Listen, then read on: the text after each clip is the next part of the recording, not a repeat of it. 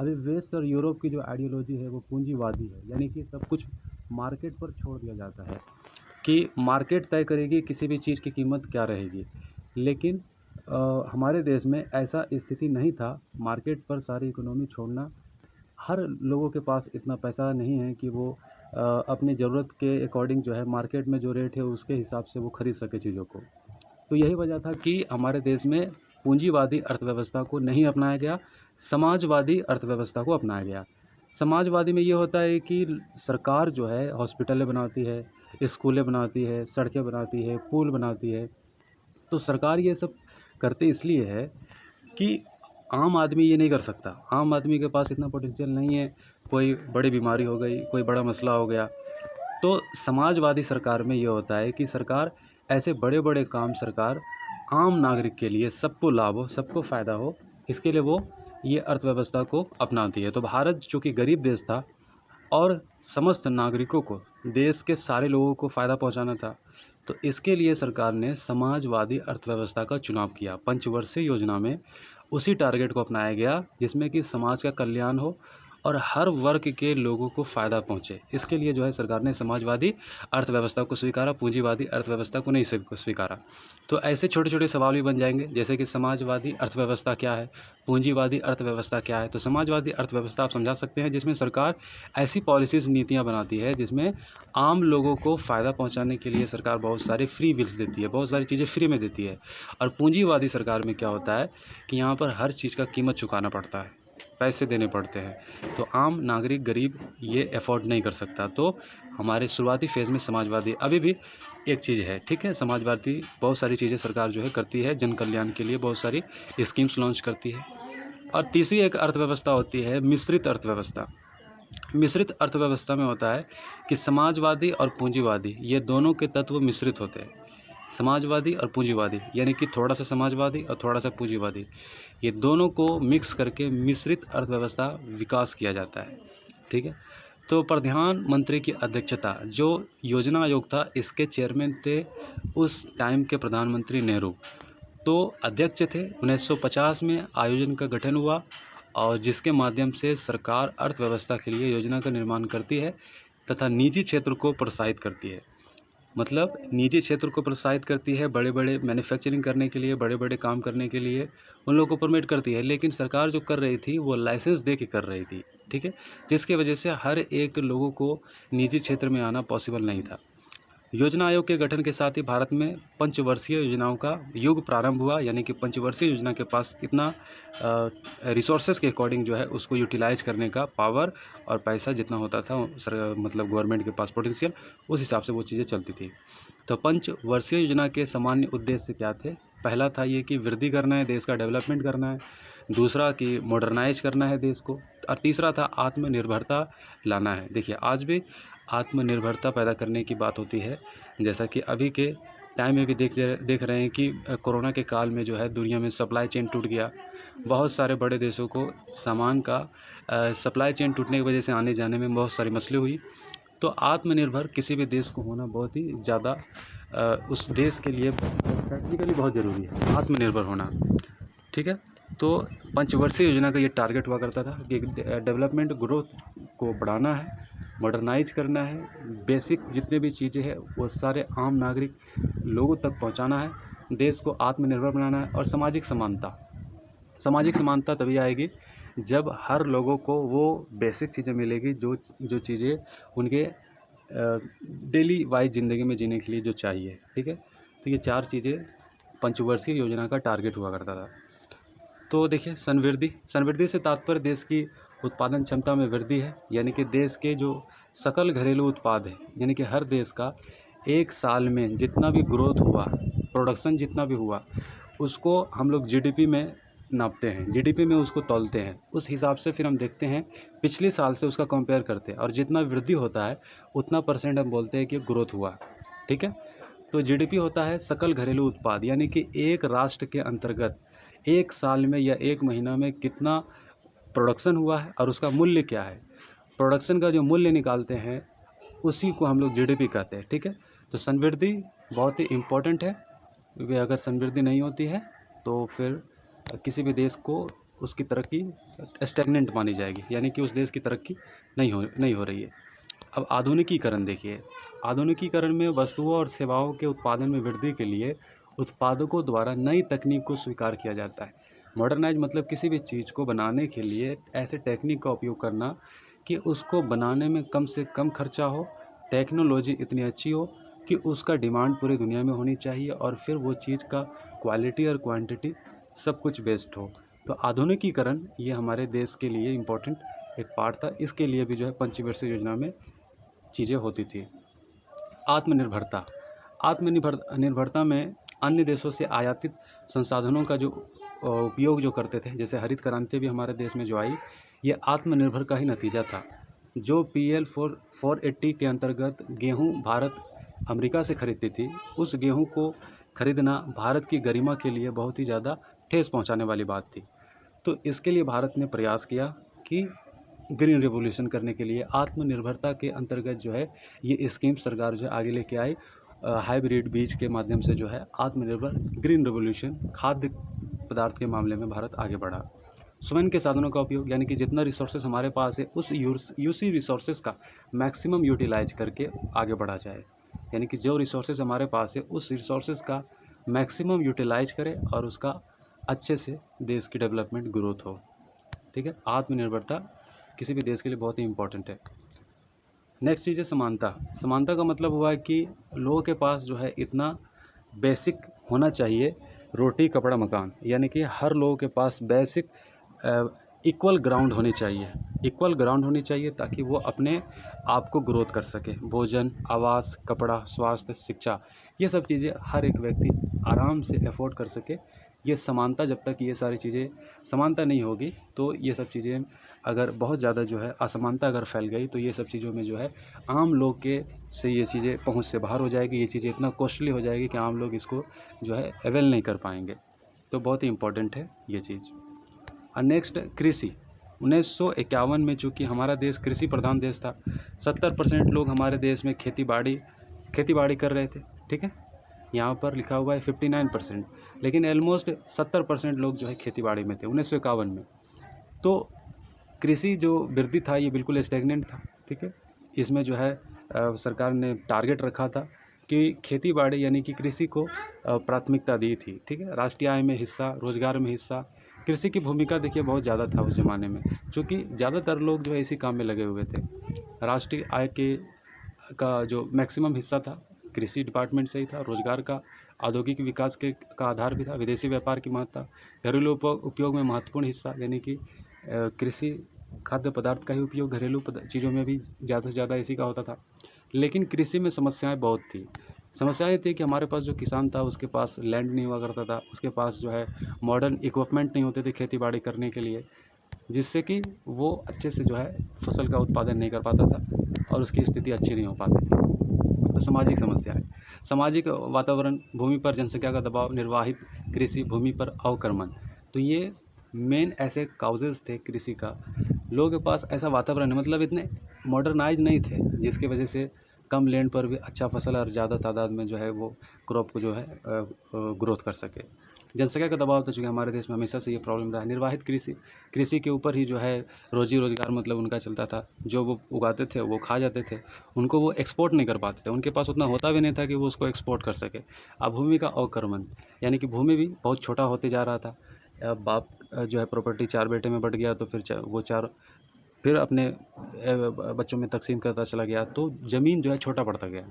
तो ज़मीन छोटा होते होते कृषि जो है फिर उसके बाद क्या हो गई, ज़मीन जो है छोटी होने की वजह से अब ये हो गया समस्या कि लोग जो है खेती बाड़ी छोड़ने लगे, जिसकी वजह से हमारे देश में ये प्रॉब्लम था, अभी भी ये प्रॉब्लम है। फसलों का नुकसान, जैसे कभी अकाल पड़ गया, ठीक है, ऐसी बारिश नहीं हुई तो इस वजह से भी बहुत समस्या होती थी। संस्थागत समस्या, यानी कि इंस्टीट्यूट के अंतर्गत भी बहुत सारी समस्याएं थी जो हमारे इंस्टीट्यूशन थे। सुधार का दोषपूर्ण प्रवृत्ति, यानी कि ब्यूरोक्रेसी बहुत ही हर्डल्स था। साख व बाजार, जो ऐसा नियम कानून था जिसकी वजह से कृषि को अपने चीज़ों को बेचने में खरीदने में बड़ी दिक्कतें होती थी, जोतों का आकार छोटा था, तो ये पहले हम बता चुके हैं। तकनीकी की समस्याएं, ये खास सबसे बड़ी समस्याएं हमारे देश की रही है। तकनीकी की समस्या कि उत्पादन का प्रचलित तकनीक, सिंचाई की सुविधा का अभाव, फसलों का अनुकरण, तो ये सब नहीं हुआ करता था। 1950 से 91 की अवधि के दौरान कृषि नीति में सुधार, तो सरकार ने इसमें 1950 से लेकर के 1990 के पीरियड में कुछ सुधार कृषि में सरकार ने लागू किए थे। मध्यस्थों का उन्मूलन, यानी कि जो बीच वाला, जो किसान जहाँ पर मंडी में अपने फसल को बेचने के लिए जाता था, तो वहाँ पर क्या हुआ कि सरकार ने इसमें कुछ सुधार किया। इसमें सुधार किया यानी कि जो बीच वाला जो बिचौलिया था, उसको हटाने के लिए अपने खाद्य पदार्थ को डायरेक्ट किसान को मार्केट तक पहुंचाने में सहायता सरकार ने किया था 1950 से 90 के बीच में। लेकिन ये भी अच्छे तरीके से इम्प्लीमेंट नहीं हो पाया। लगान का जो नियम था, इसको हटा दिया। भूमि सीमा का निर्धारण, प्रयोग, इसका जो है ज़मीन को बड़ा करने का कोशिश किया गया। जो तो कोई चकबंदी, यानी कि बहुत सारे ज़मीन को इकट्ठा करके एक में जोतने का एक प्रावधान इसमें था। सहकारी खेती, यानी कि कोऑपरेटिव सोसाइटी का सरकार ने जो है निर्माण उस ज़माने में किया था। तो अभी भी एक कोऑपरेटिव सोसाइटी है। मैन्युफैक्चरिंग के रिगार्डिंग और भी बहुत सारे 2011 में एक कोऑपरेटिव सोसाइटी एक्ट के अंतर्गत बहुत तरीके से जो है एक काम को कई सारे लोग मिलकर के कर सकते हैं। तो ये सुधार कृषि में 1950 से 1990 के बीच में किया गया था। प्रौद्योगिकी सुधार इस तरीके से किया गया कि हाई क्वालिटी का बीज का इस्तेमाल किया गया था, रासायनिक खाद का इस्तेमाल किया गया था, कीटनाशकों का प्रयोग किया गया था। हरित क्रांति की बात यहाँ पर हो रही है। 1971 में जो हरित क्रांति हुई थी, 65 से 71 के बीच में 90 तक इसका प्रभाव देखने को मिला और अभी भी इसका प्रभाव है। हाइब्रिड सीड का इस्तेमाल हुआ, रासायनिक खाद का प्रयोग हुआ, कीटनाशकों का प्रयोग हुआ, जिससे खाद्य पदार्थों में वृद्धि हुई। सामान्य सुधार, बहुत सारे सामान्य सुधार, जैसे सिंचाई का सुविधा का विस्तार हुआ, संस्थागत साख का प्रावधान हुआ, कृषि विपणन व्यवस्था में सुधार हुआ, कृषि मूल्य की नीति, फसल का जो है दाम सही से तय किया जाने लगा, यानी कि किसान ने जितना एफर्ट लगाया है उसके डबल उसकी इनकम होनी चाहिए। तो ऐसे कुछ सुधार हुए। लेकिन सबसे बड़ा दुर्भाग्य हुआ कि ये सुधार को ग्राउंड पर अच्छी तरीके से इम्प्लीमेंट नहीं किया जा सका, जिसकी वजह से अभी भी ये समस्याएं बनी हुई है। हरित क्रांति का परिणाम ये हुआ कि पहले जो खेतीबाड़ी में जितने लोग लगे हुए थे, हरित क्रांति की वजह से क्या हुआ, लोगों के पास कोई और रास्ता नहीं था रोजी रोटी कमाने का। अब हरित क्रांति जब हुआ, जब फसलों की जो है पैदावार जब बढ़ने लग गई, हरित क्रांति उसी को बोलते हैं, जब फसलों की पैदावार 2 गुना 3 गुना 4 गुना हो गई, तो उसी पीरियड्स में जब हाई क्वालिटी का बीज का इस्तेमाल करके लोगों ने फसलों की पैदावार बढ़ाई, तो हरित क्रांति उसको बोला जाता है हाई यील्डिंग क्रॉप्स, ठीक है, हाई यील्डिंग सीड्स। तो इस सीड हाई यील्डिंग बीज जो जिससे पैदावार बढ़ी, अब ज़्यादा से ज़्यादा लोग जो है खेतीबाड़ी में लग गए। तो और जितने भी सोर्स ऑफ इनकम है उससे लोग हटकर खेतीबाड़ी में ज़्यादा लगे, जिसका इसके वजह से भी देश का नुकसान हुआ। ठीक है, तो अवस्थाएं थी कि एक 60 से लेकर के 70 का दशक और 70 से लेकर के 80 का दशक, ज़्यादातर लोग अब जो खेतीबाड़ी में रह गए, बाकी के डिपार्टमेंट्स में जो है हमारी कमियाँ रह गई। हरित क्रांति की विशेषताएँ ये रही कि उच्च पैदावार वाला सीड जब आया तो फिर मार्केट में जो है इसकी डिमांड बढ़ी और फिर जो है फसलों की पैदावार भी बढ़ गई। तो ये बेनिफिट हुआ। रासायनिक उर्वरक का बहुत ज़्यादा उपयोग है, क्योंकि इस बीज को सही तरीके से इसका इस्तेमाल करने के लिए रासायनिक उर्वरक का उपयोग ज़्यादा होता था। सिंचाई का व्यवस्था, पानी का इसमें जो है बहुत ज़्यादा लग जाता था इसको पैदा करने में। कीटनाशकों का उपयोग, चूँकि इसमें कीड़े लगते थे, हाई यील्डिंग क्रॉप्स के सीड्स में कीड़े लग जाते थे, इसका उपयोग करना पड़ता था। अब इसके प्रभाव क्या हुए, दुष्प्रभाव, जैसे विक्रय अधिशेष की प्राप्ति, खाद्यान्नों का बफर स्टॉक, ये हुआ। निम्न आय वर्गों का लाभ हुआ, मतलब अब क्या हुआ कि भोजन के मूल्य में कमी आई। चावल, गेहूँ, ये सब जो भी हरित क्रांति में जो जो ज़्यादा क्रॉप जो उगाया गया उसका दाम कम हुआ, तो आम लोग हर कोई जो है इसको अच्छे से अफोर्ड कर पाने लगा। खाद्यान्नों में ओवर स्टॉक हो गया, बहुत ज़्यादा जो हमारे पास स्टॉक आ गया और बहुत हर वर्ग के लोगों को इसका लाभ हुआ। हरित क्रांति की सीमा ये थी, खाद्य फसलों तक सीमित था ये, मतलब हरित क्रांति हर चीज़ में नहीं आया। हरित क्रांति बस 2 ही चीज़ में आया, मतलब गेहूँ और चावल, जिसकी वजह से जो है इसका लाभ सीमित रहा, सीमित क्षेत्र तक लाभ रहा। किसानों का असमानता बढ़ गई। अब जिसके पास लैंड ज़्यादा था, पैसा ज़्यादा था, वो अच्छे क्वालिटी, जैसे कि हमने पढ़ा कि हरित क्रांति के लिए कुछ सिचुएशन चाहिए था। जैसे कि क्या था सिचुएशन, यहाँ पर देखिएगा। हरित क्रांति में सबसे ज़्यादा फायदा उसी को हुआ जो उच्च पैदावार वाली सीड्स खरीद सकता था, रसायन खाद्य पदार्थों का उपयोग कर सकता था, सिंचाई व्यवस्था जिसके पास अच्छा, चूँकि इसमें पानी का बहुत ज़्यादा उपयोग होता था, कीटनाशकों का उपयोग वो कर पा सकता था। तो ये लोग बहुत ज़्यादा फ़ायदा उठा पाए, जिसकी वजह से किसानों में भी असमानता आ गई। यानी कि जो अमीर टाइप के जो किसान थे वो हरित क्रांति का बहुत ज़्यादा लाभ उठाया, और जो गरीब किसान थे वो उसका फ़ायदा हरित क्रांति का ज़्यादा नहीं उठा पाया। ठीक है, तो किसानों की आर्थिक सहायता भी दी गई, सब्सिडी से जो है दिया गया किसानों को, ताकि वो जो है सिंचाई वगैरह हो गया, खाद वगैरह हो गया और कीटनाशक और ये सब चीज़ों का जो है वो मार्केट से ले सके। अब इसके कुछ सब्सिडी से तात्पर्य किसानों को मिलने वाली सहायता से, दूसरे शब्दों में बाजार से दर से कम दर पर किसानों को कुछ आघातों की पूर्ति। सब्सिडी का मतलब हुआ यानी कि एक चीज़ में जो है आपको खरीदने में सरकार पैसा देती है, यानी कि एक चीज़ आप खरीद रहे हैं, आप ज़्यादा मूल्य में, मार्केट में उसका रेट ज़्यादा है, तो सरकार क्या करती है, वो कुछ पैसा सरकार आपको दे देती है। तो वो जो पैसा दे देती है उसी को सब्सिडी कहते हैं। सब्सिडी का मतलब हुआ कि एक चीज़ हम खरीदते हैं, सपोज दैट हम सिलेंडर खरीद रहे हैं 700 रुपये में, अब सरकार क्या करती है, 300 रुपये हमारे अकाउंट में डाल देती है, तो सिलेंडर क्या हो गया, 400 का हो गया। तो इसी को सब्सिडी बोलते हैं, सब्सिडी यही होता है। ठीक है, तो खाद्य पदार्थों में और कीटनाशकों में यूरिया वूरिया ये सब जो खरीदे जाते थे मार्केट से, तो सरकार इसमें सब्सिडी दे देती थी, जिसकी वजह से किसानों को सहायता दिया जाता था। इसके ये चीज़ थे। विपक्ष में तर्क ये है, उच्च पैदावार देने वाली तकनीक मुख्य रूप से बड़े किसानों को लाभ मिला, तो ये हम बता चुके हैं आपको। उद्योग का महत्व, अब देखिए उद्योग का क्या महत्व होता है, रोजगार पैदा करता है, ठीक है, कृषि का विकास करता है, जो कि ज़्यादा उद्योग में रॉ मटेरियल ज़्यादा लगता है, रॉ मटेरियल ज़्यादा लगेगा तो जाहिर सी बात है कृषि डिपार्टमेंट का विकास होगा, ठीक है, माइनिंग का भी विकास होगा, ये सब विकास होगा। प्राकृतिक संसाधनों का उपयोग होगा, श्रम की अधिक उत्पादकता, ज़्यादा से ज़्यादा लोग को रोजगार मिलेगा। संवर्धी के लिए अधिक क्षमता, निर्यात का अधिक मात्रा पूंजी, यानी कि हमारे पास जब स्टॉक ज़्यादा रहेगा हम दूसरे देशों को बेचेंगे, चीज़ें बेचेंगे, आत्मनिर्भर होगा हमारे देश में डॉलर आएगा, पैसे आएंगे, तो देश आत्मनिर्भर होगा। ज़्यादा चीज़ें हमारे अपने देश में बनाएंगे तो देश आत्मनिर्भर होगा। क्षेत्रीय संतुलन को बढ़ाता है, यानी कि हमारे देश के संतुलन को बढ़ाता है। अब देखिए औद्योगिक नीति क्या था, 1956 भारत का औद्योगिक संविधान विशेषता है। ये तो हो गया, हमारी कृषि की हम बात की है, ठीक है। कृषि में हमने देखा हरित क्रांति का एक बहुत बड़ा रोल रहा, कृषि प्रधान हमारा देश, और हमारे देश में काफ़ी सारे सिचुएशन आए, अभी तक किसानों का सिचुएशन में कोई सुधार नहीं हुआ। उद्योग को 3 श्रेणियों में बांट सकते हैं, उद्योग 3 श्रेणियों में बांट सकते हैं। जैसे कि आप पहला देखिए, पहला 17 उद्योग रखे गए जिनकी स्थापना व विकास केवल सार्वजनिक क्षेत्र के उद्यमों के रूप में किया जाएगा। यानी कि बड़े बड़े हमारे देश में जो उद्योग थे 3 चरण में, यानी कि 3 तरीके से हम अपने औद्योगिक श्रेणियों को हम बांट सकते हैं। पहला, हमारे देश में 17 ऐसे उद्योग थे जिनका काम था सार्वजनिक क्षेत्र में उद्यम करना, मतलब सरकार के अंतर्गत ये उद्योग चलाए जाते थे। 17 ऐसे उद्योग थे जो सरकार इसको चला रही थी। और इस श्रेणी में फिर दूसरा श्रेणी जो है ये था, इस श्रेणी में 12 उद्योग थे। इसमें निजी और सार्वजनिक, यानी कि प्राइवेट लोग भी ये काम कर रहे थे, प्रोडक्ट कर रहे थे, और सार्वजनिक यानी कि सरकार भी निजी तौर पर और सार्वजनिक तौर पर, ये दोनों तौर से ये काम हो रहा था, ठीक है।